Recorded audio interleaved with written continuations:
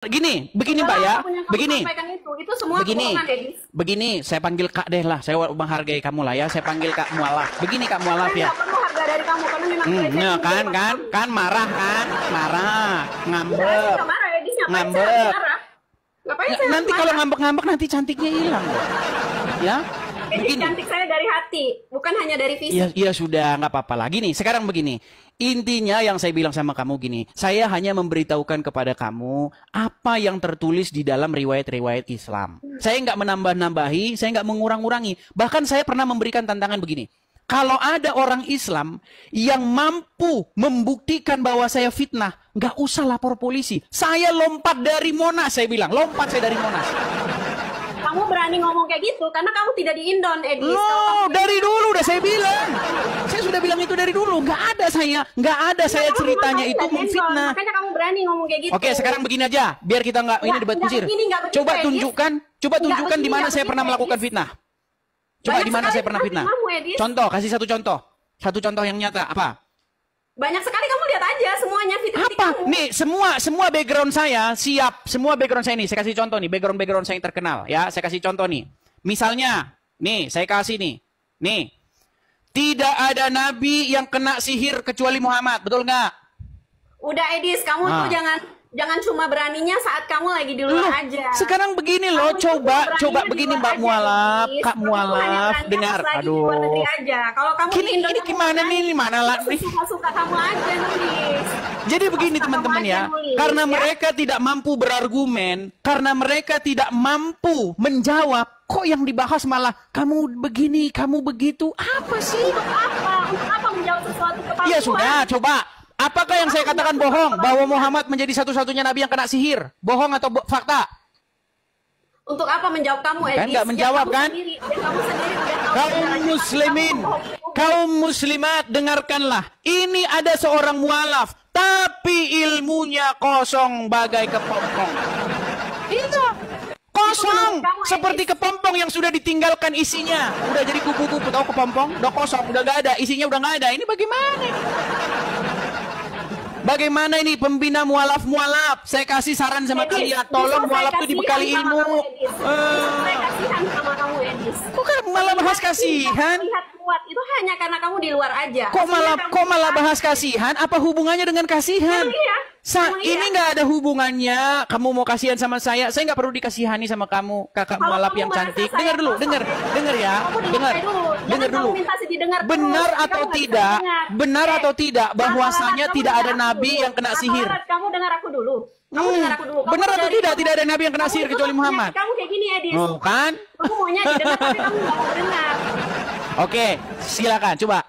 Kalau kamu merasa aku kosong, ngapain kamu ngikutin aku? Karena aku ada isinya. Kamu kan yang datang ke sini. Banyak orang ngomong gini. Bang, coba Bang ajak diskusi Dayak mualaf. Dia ngaku-ngaku mualaf, terus dia ngaku-ngaku ngerti Kristen, ngerti Islam. Sekarang giliran dipraktekkan, nggak ngerti apa-apa soal agama Islam. Dengan aku mengatakan diri aku Islam, dengan mengatakan diri aku justru mualaf. Sekarang kita jadikan pembuktian. Ayo kita buktikan, apakah kamu betul-betul memiliki ilmu pengetahuan tentang agama Islam atau tidak? Dari tadi kita tanya nih, masalah hadis Muhammad yang marah kepada Umar bin Khattab, masalah hadis Muhammad kena sihir, tapi nggak ada. Berarti kamu memang mengakui. Nggak ada kamu menjawab. Ini 19.000 begini, di sini 19.000 orang ini di TikTok melihat, di YouTube belum lagi ada berapa ribu, ya. Coba tunjukkan kepada orang banyak khalayak ramai ini, coba. Apa jawabanmu ketika ada seorang Kristen seperti saya berkata, tidak ada nabi yang kena sihir kecuali Muhammad? Apa jawabanmu? Coba. Apa? Macet. Kalau yang begonya sangat bego. Memang itu ada. Ini namanya argumentum ad hominem. Tahu nggak argumentum ad hominem itu apa? Penjelasannya. Nah, seperti Edis nih, teman-teman. Di situ ada berapa, Edis? Tempat kamu, kata kamu? Ada berapa? Di sini 19.900, hampir 20.000. Ada berapa di situ, teman-teman? 20.000, udah dibilang 20.000. Saya nggak percaya sama silakan. kamu. Nggak percaya, karena memang kalian. Saya percaya sama kamu, orang munafik kayak kamu. Kalian percayanya sama Bukhari yang mengatakan Muhammad kena sihir. Oh, gimana? Jikalau ada seorang orang kafir membawa informasi kepada kamu, janganlah kamu langsung percaya dan jangan juga kamu langsung tidak percaya. Tapi diperiksa dulu. Ini kalian langsung nggak percaya apapun yang diberitakan oleh kafir, maka tidak dipercaya. Nggak boleh begitu jadi orang Islam. Janganlah kebencianmu terhadap suatu kaum membuat kamu tidak adil terhadap mereka. Betul. Janganlah kebencian kamu terhadap suatu kaum membuat kamu tidak adil terhadap mereka. Betul. Betul nggak? Ini malah 20.800 orang sekarang. Hampir 21.000. Yuk, di hadapan 21.000 orang. Apakah jawaban seorang mualaf ketika disuguhkan fakta bahwa Muhammad menjadi satu-satunya nabi yang kena sihir? Silakan. Udah gelagapan dia. Ayo, silakan. Jangan kabur. Jangan telepon Zulkifli M. Abbas atau Nur Alim.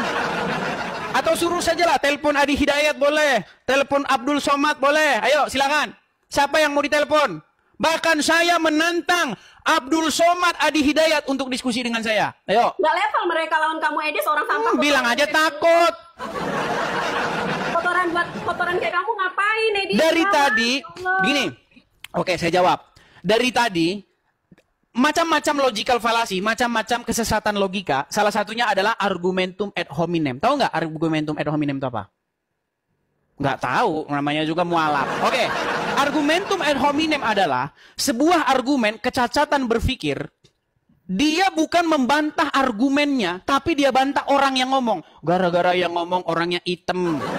Gara-gara yang ngomong orangnya dekil. Makanya argumennya menjadi salah.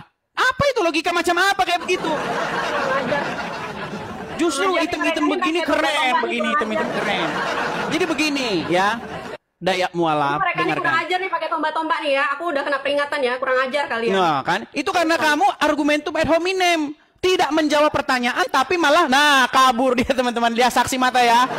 Kalian menjadi saksi bahwasanya dia kabur. Nah, jadi yang inbox saya mengenai Dayak mualaf ya, sekarang sudah tertunaikan keinginan kalian. Bang, coba sekali-kali masuk tuh komalnya Dayak mualaf tuh. Ah, udah. Sudah kalian lihat bagaimana apa yang terjadi. Meninggal dunia dia, saudara-saudara. Nggak ada jawaban.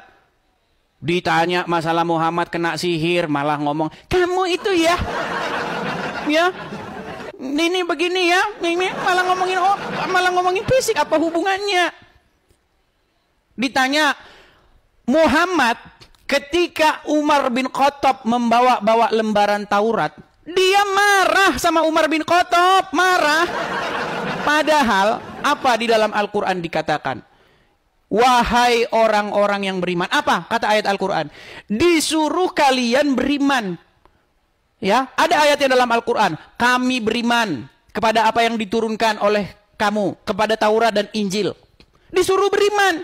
Tapi ketika Umar bin Khattab membawa lembaran Taurat dan Injil, Muhammadnya malah marah. Ini saya umpamakan kayak begini. Saya kasih umpama begini. Ada sebidang tanah. Oke? Ada sebidang tanah. Nah, lalu ada orang bilang begini. Nama saya tertulis sebagai pemilik tanah itu. Ya? Tertulis itu, tolong. Nama saya. Ada orang BPN. Ya kan? Datang bawa sertifikatnya. Ketika orang BPN datang bawa sertifikat. Hei! Apakah kamu tidak percaya nama saya tertulis di sana? Loh, justru ketika sertifikat datang, itu menjadi kesempatan bagi orang yang mengklaim bahwa namanya ada di situ untuk membuktikan bahwa klaimnya itu benar. Ketika Al-Quran mengatakan, umat Islam berkata bahwasanya Muhammad dinubuatkan di dalam kitab-kitab sebelumnya, bahwasanya Muhammad ada dalam Taurat dan Injil. Ketika Umar bin Khattab membawa kitab Taurat dan Injil itu, bukannya Muhammad membuktikan kepada kaum muslimin bahwa namanya ada tertulis di situ, malah sebaliknya Muhammad wajahnya merah dan marah kepada Umar bin Khattab. Ini apa-apaan ini? Coba. Mari, saya naikkan muslim yang ustadz, yuk. Tolong yang muslim yang ustadz ya, jangan muslim yang macam kayak Dayak mualaf tadi. Kalau yang seperti itu tiap hari datang ke channel kita, Islam makin bangkrut teman-teman. Ayo silakan, Bang Tafsir Cinta.